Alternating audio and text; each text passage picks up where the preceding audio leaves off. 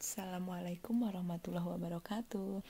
Pada kesempatan kali ini, saya akan membahas materi mengenai sifat operasi hitung pada perkalian dan penjumlahan. Baiklah, kita akan mulai untuk pembahasan materinya. Simak dengan teliti, kemudian jangan lupa membuat catatan sebagai rangkuman.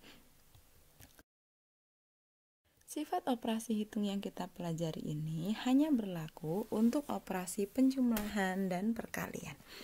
Sifat yang pertama adalah sifat komutatif atau pertukaran. Artinya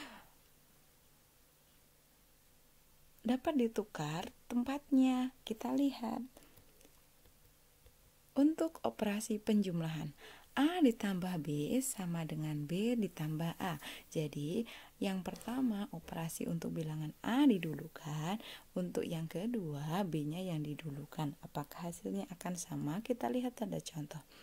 250 ditambah 100, apakah hasilnya akan sama dengan 100 ditambah 250? Kita lihat yang pertama. Yang pertama, 250 kita letakkan di awal operasi hitung. Ditambah 100 sama dengan hasilnya 350. Kita lihat yang kedua, 100 yang kita dulukan. 100 ditambah 250 hasilnya 350. Oke, sama ya.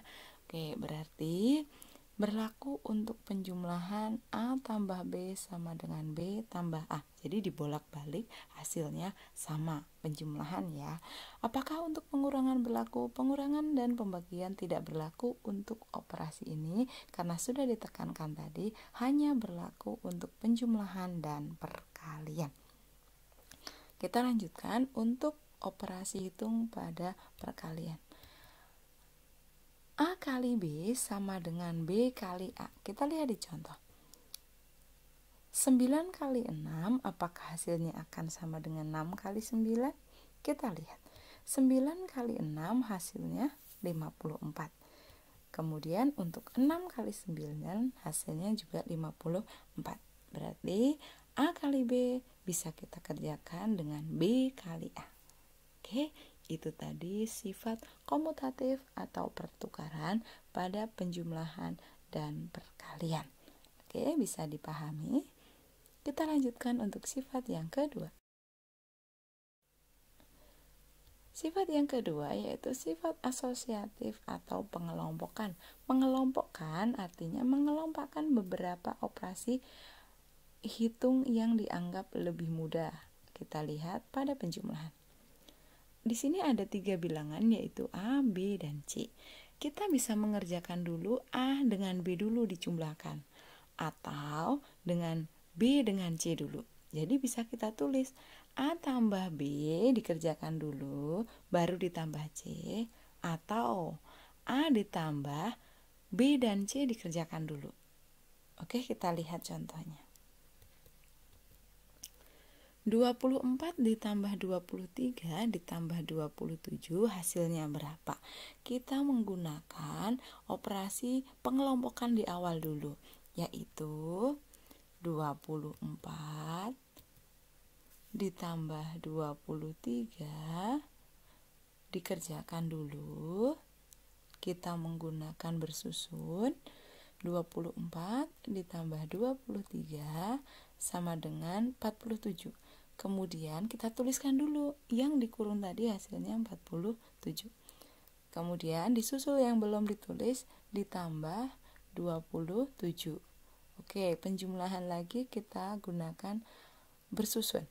47 ditambah 27 sama dengan 74. Kita pindahkan hasilnya sama dengan 74. Ya. Oke, bisa dipahami ya. Itu untuk pengelompokan di awal. Jadi kita jumlahkan dulu 24 dan 23, maka hasilnya 74. Sekarang kita akan mengelompokkan dua bilangan yang terakhir. Jadi yang kita kelompokkan adalah 23 dan 27. Kita tulis sesuai dengan soalnya dulu. 24 ditambah 23 ditambah 27 sama dengan titik-titik. Karena kita mengoperasikan pada bilangan yang kedua dan ketiga, maka bilangan yang pertama kita tulis dulu 24 tambah ya, yang di dalam kurung kita kerjakan dulu menggunakan penjumlahan bersusun. Kita tulis 23 ditambah 27 sama dengan 50. Oke, kita pindahkan dulu 50 ini di sebelah tanda tambah. Ya. Oke. Jadi yang kita jumlahkan berikutnya adalah 24 ditambah 50. Hasilnya 74. Kita pindahkan ke lembar jawaban. Oke. Jadi sama ya. Kita bisa lihat di dua cara itu, mengelompokkan di awal dan mengelompokkan di akhir operasi hasilnya sama, yaitu 74. Jadi bisa kalian nanti menjumlahkan mana bilangan yang lebih mudah dulu dijumlahkan. Bisa kita lihat di situ, yang paling mudah kita gunakan adalah cara yang kedua, karena cara yang kedua kita akan menemukan penjumlahan 3 ditambah 7. 3 ditambah 7 kan 10, lebih gampang nanti ketika menjumlahkan dengan 24. 23 ditambah 27, 3 tambah 7, 10, simpan 1 kan tadi, 2 tambah 2, 4 tambah 1, 50. Maka ketika menjumlahkan 24 dengan 50 pun seharusnya tidak memakai bersusun pun bisa. Kita urutkan satuannya, 4 ditambah 0 sama dengan 4. Kemudian puluhannya 2 ditambah 5 sama dengan 7. Oke, itu tadi sifat asosiatif pada operasi hitung penjumlahan.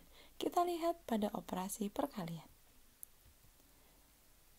A kali B kali C. Bisa kita kerjakan dulu A kali B, atau bisa kita kerjakan dulu B kali C-nya. Oke, contoh soalnya. 3 kali 5 kali 4. Kita menggunakan cara mengelompokkan di awal dan mengelompokkan di akhir. Apakah hasilnya akan sama? Kita lihat pembahasannya. Kita kelompokkan dulu yang awal dulu yang kita kerjakan. 3 kali 5 kita kerjakan dulu. Hasilnya kita tulis 15. Oke. Setelah itu kita tuliskan yang C-nya kali 4 sama dengan 60. Betul. 15 kali 4 sama dengan 60. Kalau anak-anak tidak bisa mengalihkan secara langsung, maka bisa menggunakan perkalian bersusun. Tapi harapannya kelas 6 kan sudah sangat mahir ya, harusnya tidak lagi menggunakan operasi menggunakan bersusun untuk perkaliannya. Karena hanya 2 bilangan lawan 1 bilangan. Oke, kita lihat. Untuk yang kedua kita kelompokkan yang terakhir, yaitu 5 dengan 4. 3 kali 5 kali 4. Karena 3 belum dioperasikan, maka 3 ditulis dulu. 3 kali, oke, yang di dalam kurung, yang di akhir kita kelompokkan. 5 kali 4, berapa? 20. Maka hasilnya 3 kali 20 sama dengan 60. Oke, jadi sudah kita buktikan kedua-duanya hasilnya sama, baik itu penjumlahan ataupun perkalian menggunakan sifat asosiatif. Oke, sifat yang kedua bisa dipahami. Kita lanjutkan untuk sifat yang ketiga. Sifat distributif atau penyebaran. Distributif ada 2, yaitu distributif perkalian terhadap penjumlahan dan distributif perkalian terhadap pengurangan. Yang pertama dulu kita akan bahas distributif penjumlahan terhadap perkalian. Kita lihat di situ A kali B tambah C.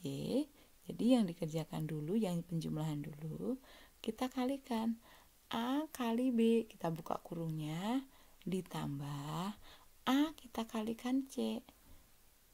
Oke, jadi yang sama dikeluarkan dulu. Yang sama kan yang di sebelah kanan. Kalau nanti kita disuruh mengubah, maka kita lihat yang sama adalah A dengan A. Maka A dikeluarkan dulu di sini. A, tandanya di sini kali. Kita tuliskan di sini kali. Yang berbeda kan B dengan C ini berbeda, maka dituliskan di dalam tanda kurung. Yang awal kan B, maka ditulis dulu di sini. B, kita lihat tandanya. Tambah A tadi kan sudah, maka sekarang C. Jadi A kali B tambah C. Kalau dilihat yang paling pendek, paling simpel adalah yang pertama ini, A kali B tambah C. Kita lihat di soal. 8 kali 6 tambah 4 sama dengan 8 kali 6. Kita kalikan. Ini 8 kali 6 kita tulis di kurung, jangan lupa. Kemudian tambah, kita buat kurung lagi, 8 kali 4. Oke, kita lihat pembahasannya. Apakah hasilnya sama? Oke. Yang pertama dulu, 8 kali 6 tambah 4. Yang dikurung dikerjakan dulu, maka 8 ditulis dulu. 8 kali 6 tambah 4 sama dengan 10. Maka hasilnya 8 kali 10 sama dengan 80. Oke, kalau kita jabarkan apakah hasilnya akan 80? Kita lihat. 8 kali 6 ditambah 8 kali 4. Kita kerjakan untuk yang dikurung di awal. 8 kali 6 sama dengan 48.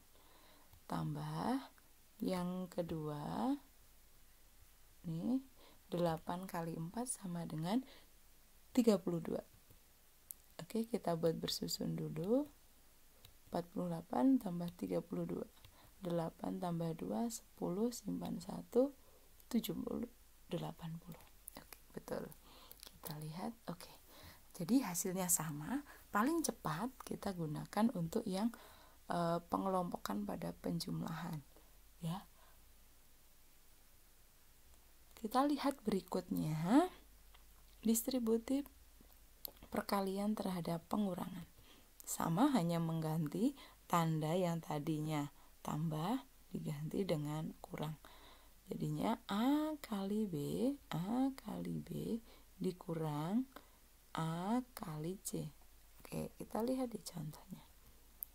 9 kali 5 kurangi 2. Hasilnya apakah akan sama dengan 9 kali 5 dikurangi 9 kali 2? Oke, kita lihat pembahasannya. 9 kali 5 kurangi 2. Yang dikurung dulu yang dikerjakan, maka 9 ditulis dulu. 9 kali, dalam kurung kita kerjakan dulu, 5 kurangi 2 sama dengan 3. Maka 9 kali 3 sama dengan 27. Ya, betul. Sekarang yang kedua kita lihat. 9 kali 5 dikurangi 9 kali 2. Kita hitung satu per satu. Yang di awal dulu, 9 kali 5 sama dengan 45. Tandanya kurang, berarti di sini kita tuliskan kurang. Kurangi 9 kali 2, 18. Kita gunakan operasi bersusun, ya. 45 dikurangi 18 sama dengan 5 kurangi 8 tidak bisa, maka pinjam 1 menjadi 15, 4-nya tinggal 3. 15 kurangi 8, 7. Kemudian ini tadi tinggal 3 kurangi 1 sama dengan 2. Maka hasilnya 27. Oke, itu tadi sifat distributif, baik distributif perkalian terhadap penjumlahan atau distributif perkalian terhadap pengurangan. Oke, itu tadi sifat operasi penjumlahan dan perkalian pada bilangan bulat yang berlaku, yaitu komutatif atau pertukaran, asosiatif, pengelompokan, distributif atau penyebaran. Terima kasih atas perhatiannya. Mudah-mudahan bisa dipahami dan bermanfaat. Silahkan di-share buat teman-teman yang membutuhkan. Terima kasih.